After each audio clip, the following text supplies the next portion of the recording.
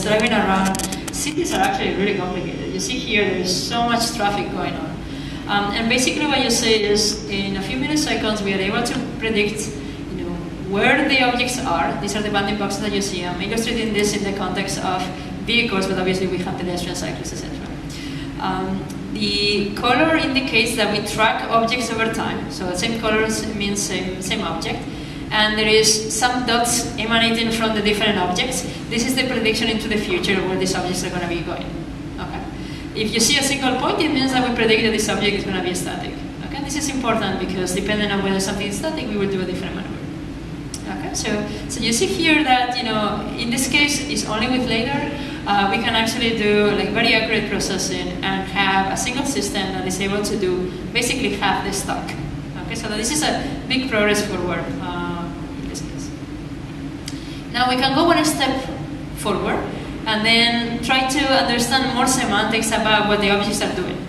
In this case, I want you to focus on the video on the bottom part. Okay, sorry, it's a little bit cluttered here.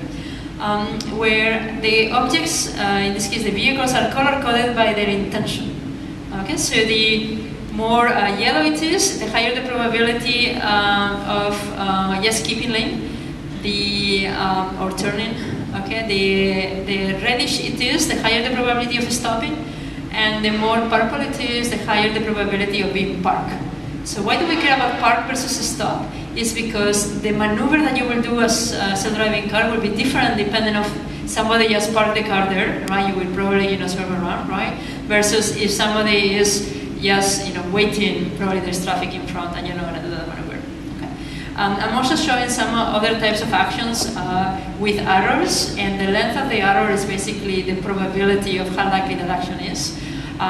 So keeping lane is just a straight arrow. 45 degrees arrows are left change and right change in terms of lanes, right? And if you're going to turn, it's basically a 90-degree arrow. Okay, so this gives you not only perception and prediction into trajectories into the future, but also gives you the intention of the vehicles, which is very fundamental understanding that you need in order to plan a safe maneuver.